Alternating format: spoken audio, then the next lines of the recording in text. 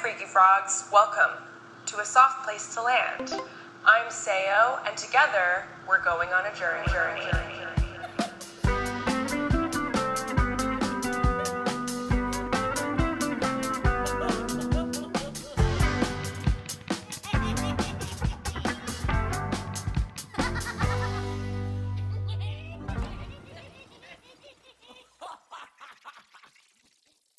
Hello, my freaky frogs. Today we're at Four Letter Words Roastery with Matthew Landvogt. Matthew, we're here to learn about coffee, but mostly we're learning about chaff. So can you tell us a little bit about coffee roasting? Yeah, you're taking the raw material of coffee, which is called green beans, and you're roasting it through here, adding heat to it.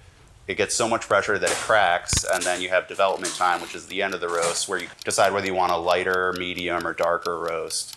And then you dump it all out, and then you have drinkable coffee. Mommy? That's so cool, Matthew. And how long have you been roasting? I've been roasting for a little over 5 years.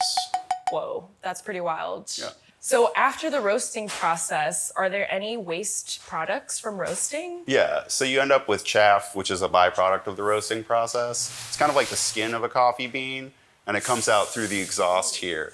It's very light, and then a fan blows it down into a bucket where it's collected. The roasting begins. This is our natural Ethiopia.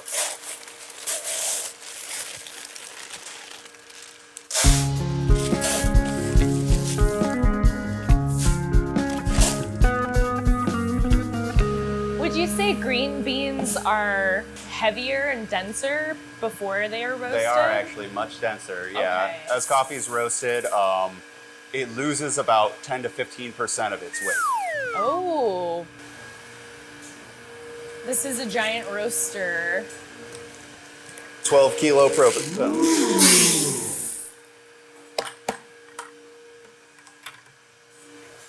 They look so pale. Yeah, it's called green coffee, but it's usually more of a pale yellow color. Cool. And the chaff is the little flake in the center? It's kind of like the skin that's around it. Oh, there's a skin around it. Oh, I see it. Okay.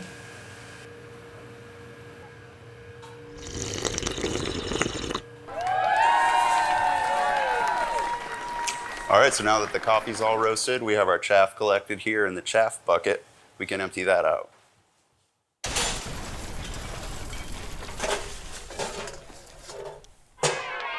And that's our chaff.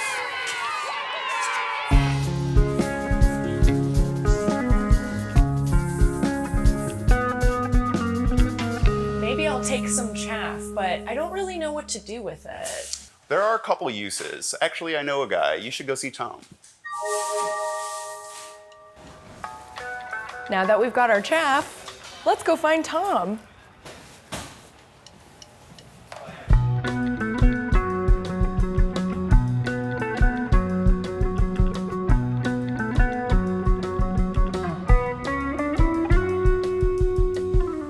Hello, my freaky frogs. We are learning about closed loop systems with Tom Knapp of Plant Chicago.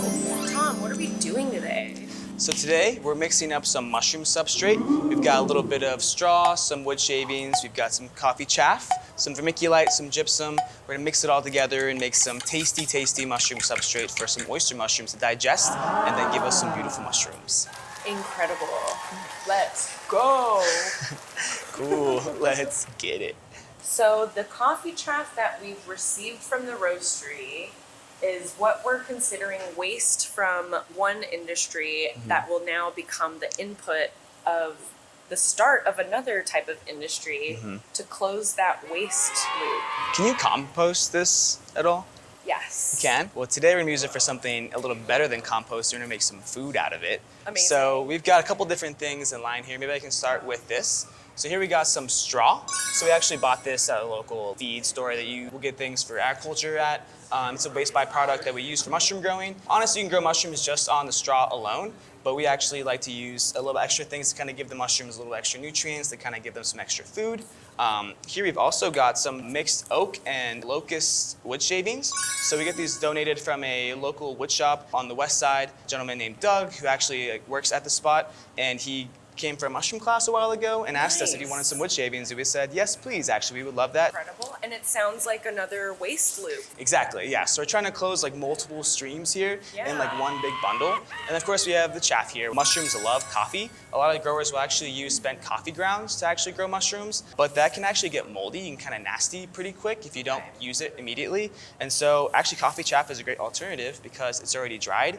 Here we've got some vermiculite. As far as nutritional wise, it doesn't really bring that much to the table, but it can actually help with aeration, kind of create passageways for the mycelium to be able to breathe oxygen. Wow, mushrooms need to breathe. They need to breathe. They breathe oxygen just like us. Here we've got some gypsum. It gives it a little extra nutrient boost. It also helps as a pH buffer. Sometimes the alkalinity or the acidity can change. This will kind of keep that from happening as it's kind of digesting its food. And we also have water, of course, which mycelium needs to in this bucket. And that's pretty much all we've got here today. Amazing. Okay, let's start building that substrate. Cool, cool, cool. Yeah. Sounds good. Let's do it.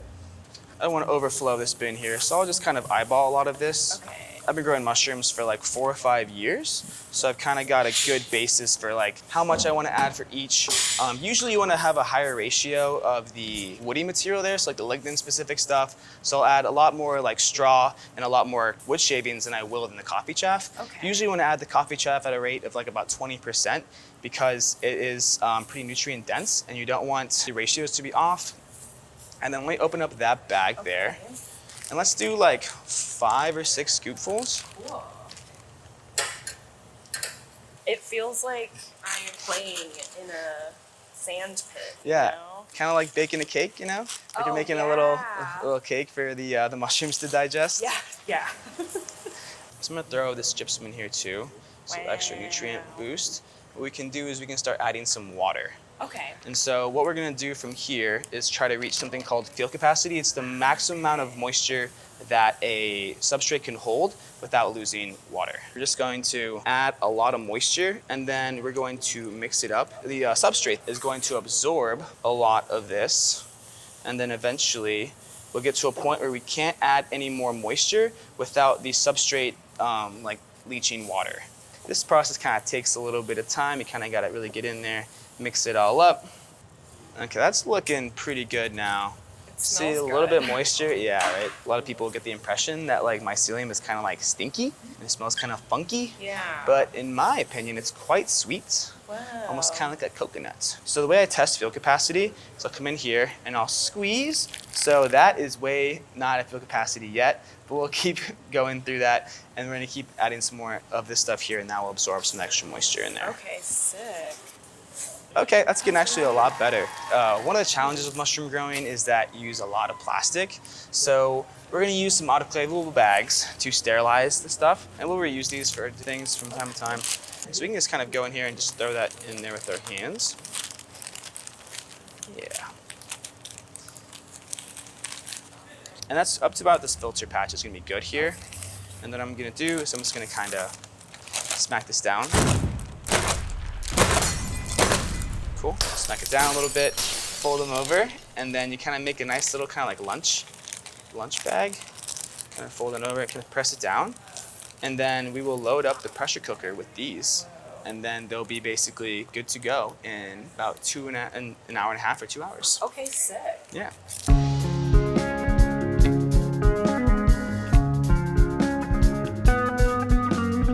Hey, Freaky Frogs! Our mushroom journey continues in our next episode.